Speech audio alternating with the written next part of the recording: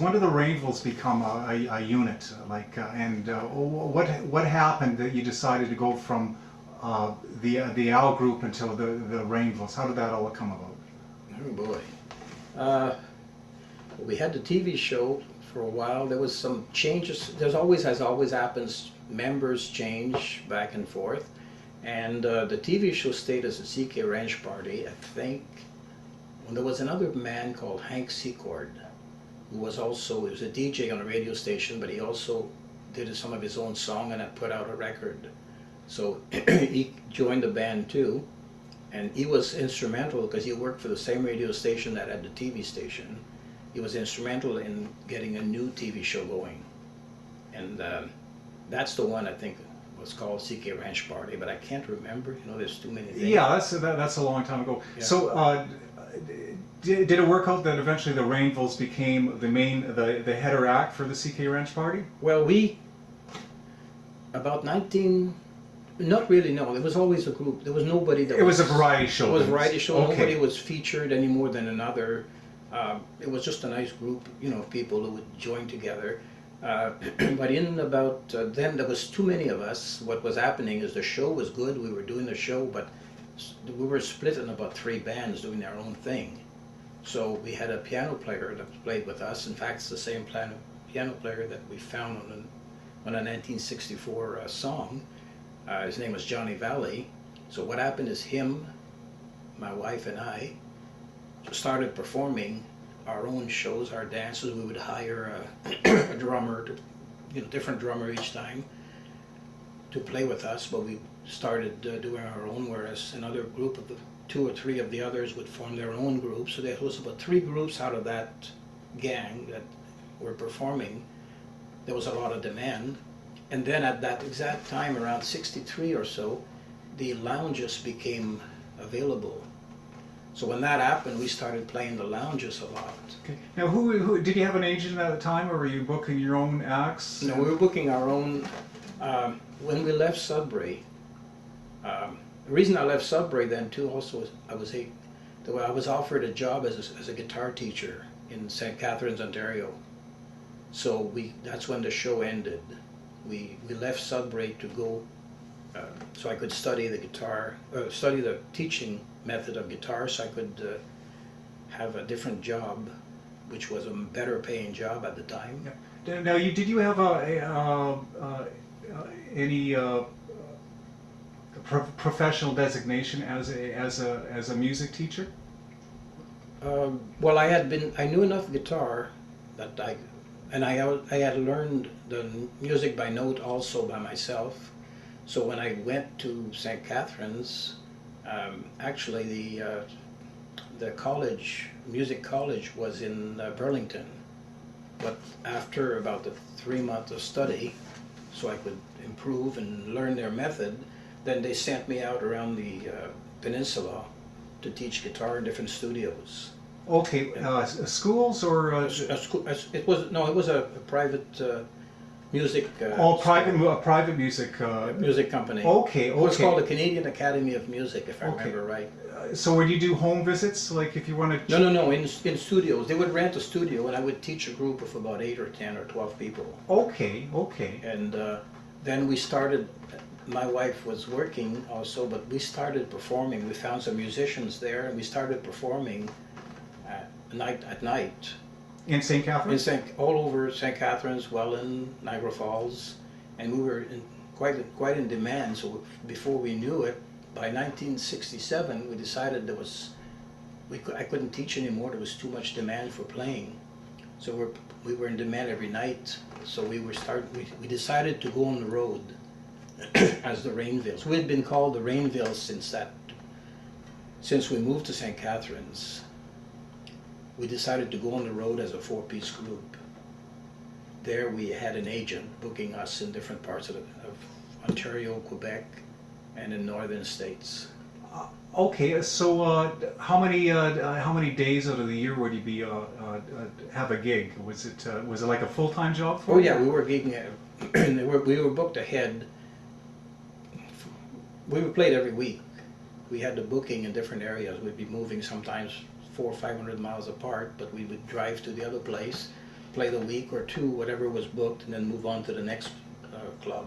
Okay. Now, for your own recording, career, what came first? Your recordings with the Rainvilles? Is that? That's right. In fact, it matches. This is why this all happened. In 1967, we recorded our first single, and to help push the single, that's when we went on the road. I forgot about that, but that's one of the reasons why we went on the road, to help push the single also, and it was going up on the charts in RPM Weekly, so that helped a lot in the promotion. Okay. Now I know the title of the single, but can you tell a little bit about the single itself and the promotion of that? And I'll let you tell a story. Well, the single was called "I Got What I Wanted." It was not our own songs, but the company that we were recording for, actually we paid the session, but they did the promotion. It was called Red Leaf Label, or Red Leaf.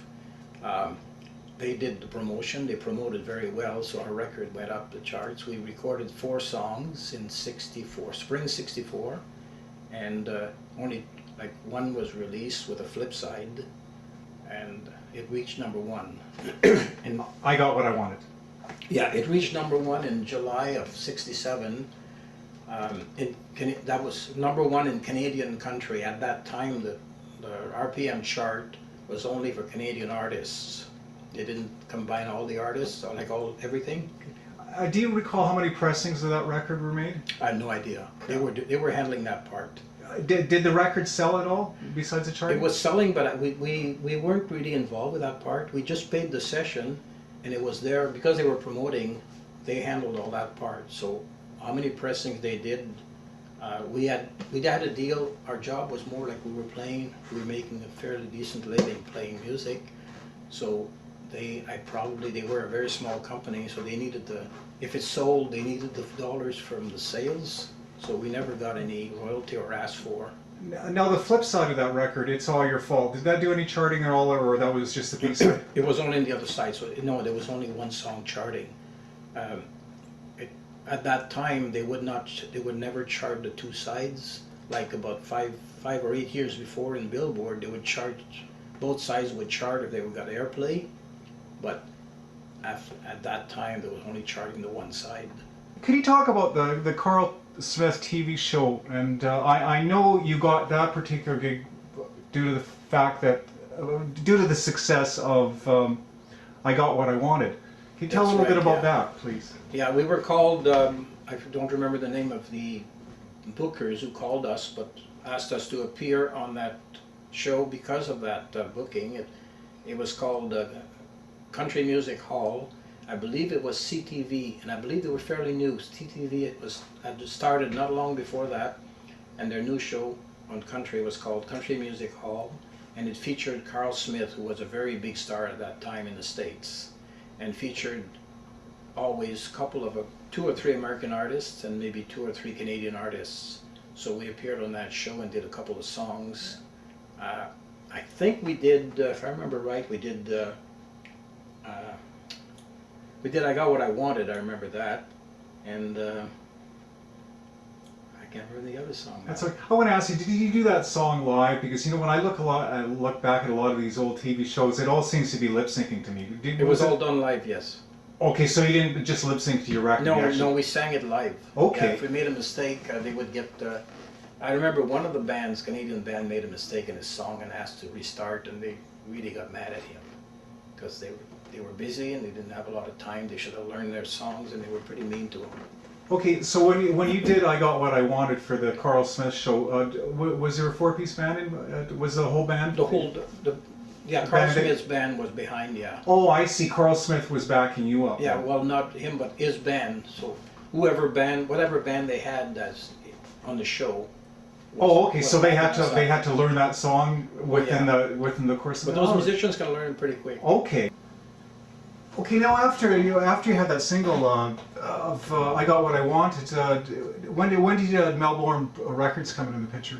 That came in 1970, and it was due to that also.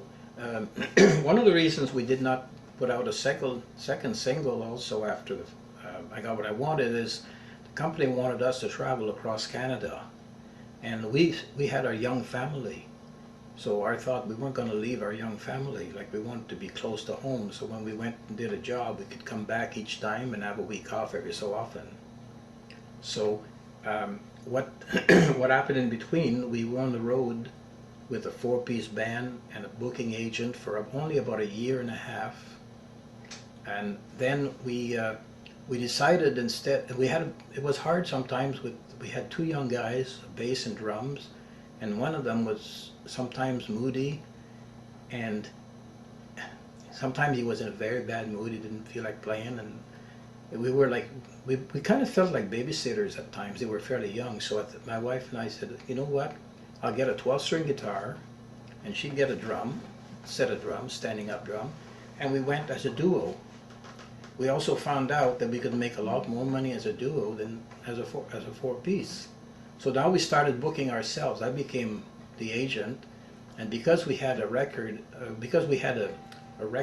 of being liked in the places we had played, we had no trouble booking ourselves back in. So we were starting to book ourselves very, very steady. Like we in the spring, we would, like in January, we would phone and book ourselves for the whole summer. And we had arranged it so we would take our kids with us in the summer. So during the summertime, we'd book in resorts or in a place where we could have the kids for the 2.5 months and swimming and everything. Was there who looked after the kids when you weren't when you were on the road with them? We had my parents. One of them would be at my parents. But what we did once we went on the road, when we were on the road for the first year, we found that very hard to be away from the kids. So what we did, we would book ourselves and take 2 weeks playing, 1 week off, and then 2 weeks playing locally. So we'd come home every night. So we ended up being only away from home about 2 weeks out of every, not even two weeks out of every month, 2 weeks out of every 2 months. So it was like a holiday. The kids would get a holiday from us for a week or two, but we had it arranged that way. And then, like I said, we started building our house. So we arranged it so we'd take 2 weeks on and 1 off, 2 weeks on, 1 off. And while we were a week off, we would build on the house. In 1970, George Taylor from Melbourne Records sent us a letter because of our. We were promoting a lot, even though we had not recorded another single right away. We were still buying ads in RPM Weekly every so often to promote ourselves, to let people know where we were playing. And George Taylor, I think, liked the fact that we were so aggressive in what we're doing, so he approached us to record us. You know, what was your first release from Melbourne? Yeah, the first one was Fortunate Son, which was a Creedence Clearwater song. And like I said, that reached about number 12 for us in the Canadian country charts, top 50. And the flip side of that was called a song that Dot wrote called Too Much in Love, a very slow ballad. Okay, I believe the Rainvilles album came out, the first one came out around the time of, or right after our second release, Wrote a Song, back with Bootleg. The next one was called When We Tried. It was a Jan Howard song she had done as a duet, and I can't recall the flip side of that one. Okay. Now I want to ask you, what was involved with the signing? Were you paid anything for signing this record, or is it just a case that these people would subsidize some of your cost of? Yeah, they paid us a royalty on our sales of record, but the way it worked, and I've heard since then that it works for. In fact, George Jones was complaining about that not long ago. I remember still, the record was released and we were doing very well, and then we got a letter with a royalty check showing that the record had sold 2,800 units and our royalty was $19.50. They put down a list of costs of recording and tape and everything. Then the next royalty check from them was around $20 again, with a list of a few more things, and we started to say, ooh, there's a lot of new costs being involved. But we probably ended up making $100 or $200 from that release, just on sales of it. But Okay, so really, the release of these records in the early times, the money to be made was in live performance. I've always heard it was live performance, and the release of the record is basically as a promotional tool. yeah, what would happen is the live performance was where you made your money. Plus, you would buy records from them and then sell them in the clubs. Okay. So there was another way to make money. Okay. Now I got one. One of the things you can talk about. I guess London Records. We one of the copies. You sent me original copy of the Rainvilles' first album, and on one side is the recording quality is great, but the other side it was terrible. It was a bad pressing or something like that. We used to buy the records so we could sell them from London Records. The first one we got, and we sent to DJs and everything. We were selling them great.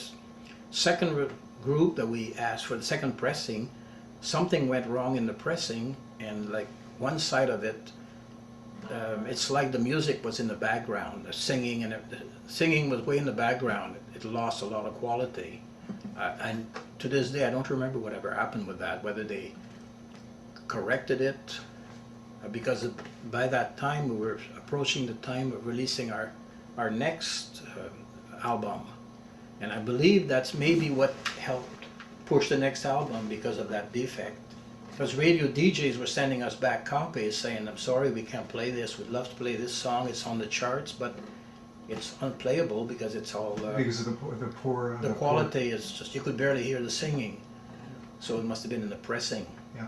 Now, on the Rainvilles' first album, this is all studio players that you had on this? Oh yeah, it was all studio players in Montreal. Yeah. I remember the producer of it was Dougie Trenier.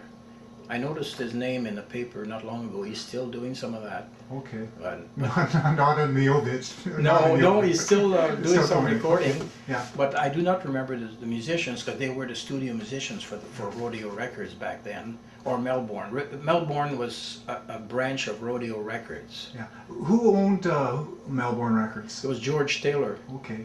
He lived in Cavan, Ontario, Okay. which is, but he'd do a lot of his work in Montreal. Now that particular radar, was it that particular record label, was it mostly country acts or across the board? There was a mixture. Melbourne had a mixture of artists. The Rodeo label was pure country, all country, when a lot of it was just straight guitar and that, but the Melbourne label was a bit more, and it was also a bit more expensive. The Rodeo label was like $1.98 or $2.98, and the Melbourne at the time was around $5. And it was more for the established acts, I guess you would call it, I don't know. Okay, yeah, let's, your second release, or album release for the Rainvilles, look over here, was the Polar Bear Express. Yeah, it was, I don't remember the year that was released, approximately maybe 71 or 72. And the first release from that album was the song Polar Bear Express also. That song didn't go quite as high on the charts because it was a bit more locally, but the song did very well. Polar Bear Express trained people, they used it for a video. So their promotion on TV commercials was that song. So for 2 or 3 years that song was being played a lot on TV. So the royalty was the highest of all the songs we had done because of the TV. I'm trying to think of how that worked. After that, we didn't put out another release, because at that time is when George Taylor asked us to book across Canada also, because they were paying the shot for the releases, and they wanted us to book across Canada. So we looked into it. But the fees we would get for those bookings were about half of the fees we were already making for booking. So it became a survival. I figure it's much better we want to be with our family besides. So you never did any touring outside of Quebec, Ontario, and the northern states. Northern states. We didn't go out. They wanted us to go out west to help promote it because it's very country, but it would have meant traveling a lot, and it would have been strictly for booking or for promoting. the money would not have been about half, and you have to make a living. Yeah. So that becomes either you have your choice of go for it or take care of your family, and that has to be more important, you know. Okay, so how did the whole Polar Bear Express album start? Was it basically a Dot song, and then how did it start? We were playing music up in Cochrane a lot. Some of our bookings, we'd go back there about every 6 to 8 weeks. We'd have a 2-week booking at a place called a Spinning Wheel, and every time we'd play there, the place would fill up. Excuse me, the place would fill up. So we got to really enjoy the place. We were also helping to raise money for adding a wing to the hospital. So we were promoting that a lot.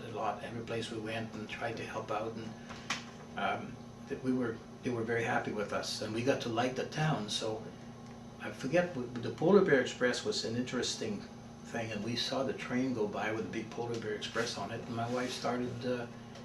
We took the trip up Polar Bear Express and saw all these little towns, little very small villages with funny names. So she got all the pamphlets and we studied them, and she sat down one day and wrote a song. As a matter of fact, there's something funny about this. We had left Cochrane that night, we were driving home to come home, and she got the idea for the song. So we turned on the light in the car, and she's sitting there writing the song, and all of a sudden, police stops us. What are you doing? How come your light is on inside? You can't see driving very well if your inside light is on. Well, the first thing when he came to us, he says, "Oh, the Rainvilles. What are you doing? You know, why the light on?" And she explained, "We're writing the song. I just got an idea for a song." And he said, How did he know that? How did the cop know you were the Rainvilles? Well, because they were from the area. We were known in that area. Oh, okay. We play Iroquois Falls a lot. Okay. So the cop recognized it. Yeah. Okay. We played a lot of those areas. So right then he knew what we were doing, because here's the song, you know. So he said, "Well, please finish up later, but don't drive with your light on." He says, "It's too hard to see." That's all that happened. But that's how the song came about. So the album started as that song that was written that night? Is that... Yeah. No. That was written a couple of years before. Okay. But because we were playing during those times, the song came about. And then At the Wheel, which was another song, because we used to go at the wheel all the time, and we got to like the Mike and all the people who own the wheel, and so she wrote that one too. And a lot of the song was written on the way home, or then when we get home, we'd work on those songs and practice them, so next time we go in, the next booking, we'd be playing them in the club. Now, how long did it take for that album to come together, the Polar Bear Express? Was it recorded over a space of time? 2 days. Very fast. The musicians were very good. What they did, we only had about 4 or 5 originals. In other words, to save money, what the companies were doing, I guess a lot of that, which I don't know how legal it is, but they would record 3 or 4, maybe 5 of our own songs, and then they would take out songs they had already done for other artists in the past 2 or 3 or 4 years. They would just leave out the singing and ask us if we knew the song, the words. Then they would already have the music, so they would send our musicians home the music they are already done. So these are backing tracks that... yeah, the backing tracks. Okay. They had already paid once to get those backing tracks and didn't have to pay the musicians over again, so they would use a lot of these backing tracks, like karaoke almost, so we would sing to it. Yeah. Now, this was another Melbourne's release? Yeah. Yeah. Now, was Melbourne doing a lot of this, where they were, for example, with you were covering Fogarty or CCR at the time? Were they doing a lot of covers of mainstream acts? 90% was covers. Almost all rodeo label was covers.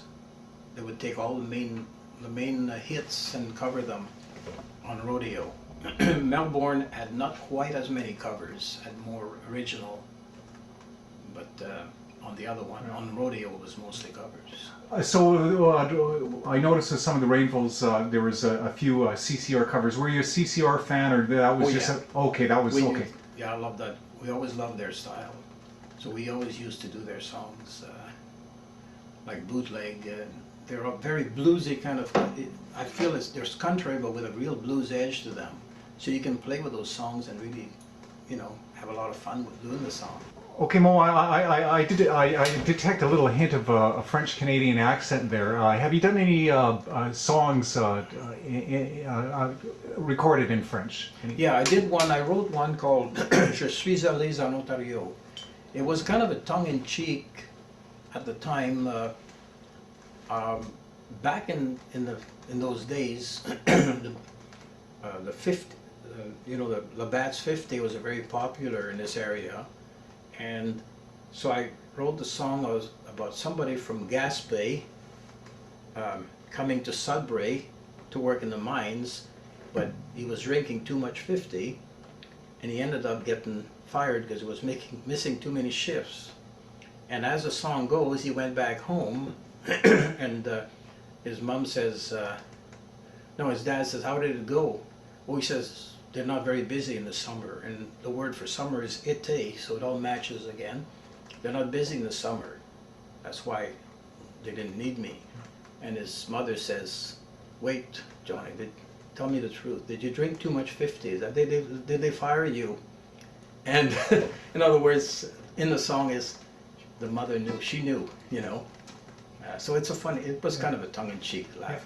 Now, with your live performances, when you would do your gigs in Quebec, would it be strictly as a French show? No. But we did quite a few French songs, and Dot had learned.